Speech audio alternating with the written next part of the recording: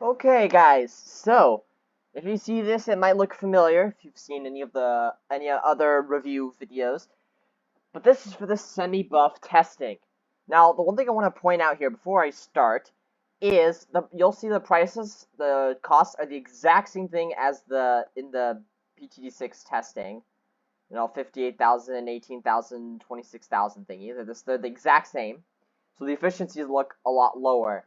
The only reason I'm doing so is I'm not as interested in like, is it cost efficient to do so, because it's obviously not. If it cost efficient to spend $40,000 or so on buffs, I know it's not worth it, but I'm more interested in just comparing how much better it has gotten as a tower compared to other towers that are buffed or not buffed. So I'll be doing a direct comparison between the normal one and the semi-buffed one. So I'm going to be going back and forth here. All right. So, first of all, semi-buff. The first thing we'll notice, okay, is that everything from Space and Group Balloons, even from base Dart Monkey, everything starts Moabs. Moabs, BFBs usually around T4, and then higher.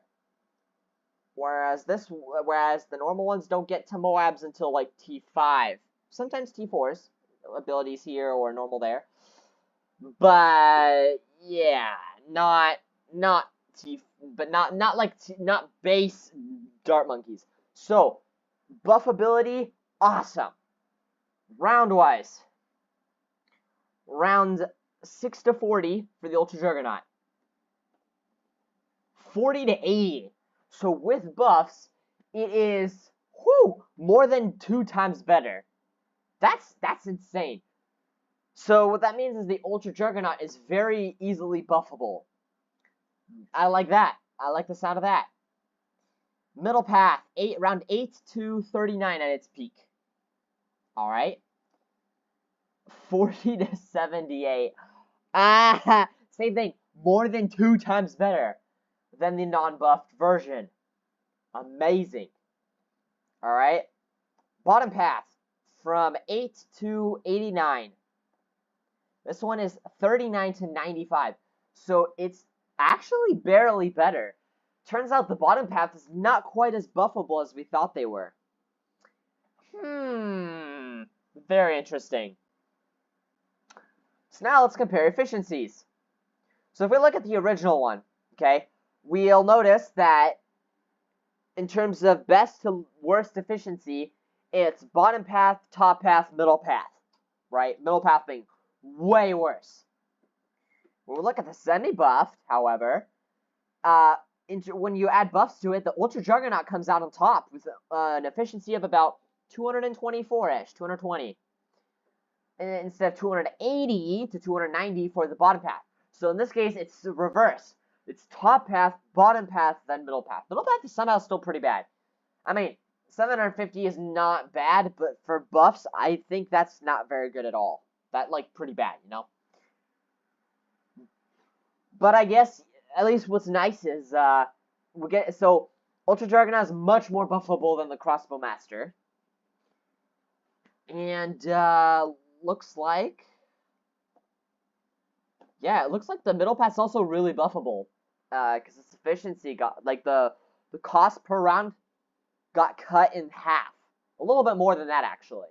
A little bit more than half, which is amazing. Alright. I think that's pretty much it. I didn't do the ability specific. I just did the testing as like any normal person would. So I think this is gonna be the kind of stuff to expect in the future.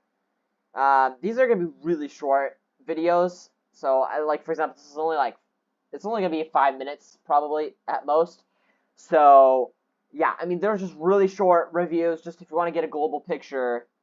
I don't think it makes sense to have 15 minutes just reviewing a single tower. So there we go. Verdict, much, much better. Oh, also, one thing, cross paths. So it's going to go a bit over 5 minutes, sorry. Anyway, cross paths. Are the cross paths the same in terms of, are they worth it? Ultra Juggernaut, this is a draw. So hold on. Draw for this one, it looks like 250 wins. So draw, top, draw, oh my gosh, yeah, draw, top, middle. Let's see in this one if that's the same thing. Is it a draw? Nope, this is middle. But it's just a wee bit. Alright, so apparently faster attack speed is better. Wow, who would have known if with like a bunch of MIBs and stuff all over the place. Alright. Top for the previously, but oh, actually bottom is a tad, just a wee tad bit better. Because they have the same performance, but this guy is like $200 cheaper. So I guess bottom, but just like by really a tad bit. I think the limiting factor is not like, it's not that a certain path is better, it's just that both of their abilities are slow. I think that's the only problem at this point. And bottom path, let's see. Hold on, which was this? Middle. Yeah, middle was the best one. This one, surprisingly, top is the best one. Again, by just a wee bit, but that just makes all the difference. So very interesting. You know, in a way, this reassures me. It's a good thing because it shows the buffs really can totally change a tower. A lot of things are different there between the buffed and non-buffed versions. So I'm actually very curious to see how the max buffed and the god boosting version of those towers will do in comparison to the previous buff version, you know, and see if my assumption still holds true.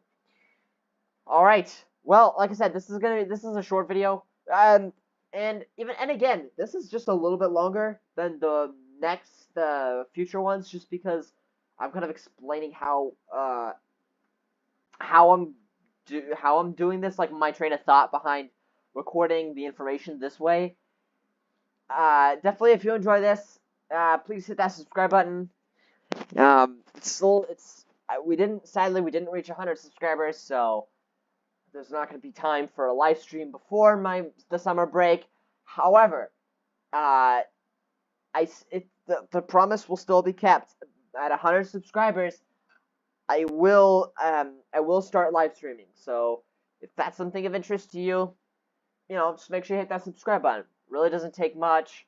You get notified for upcoming content, and well, you support me. So you know, if you like the videos, then that's probably a good the best course of action. And if you're feeling extra generous, you can also hit that like button or leave a comment. That would also be very helpful. And I hope all of you have a really good day.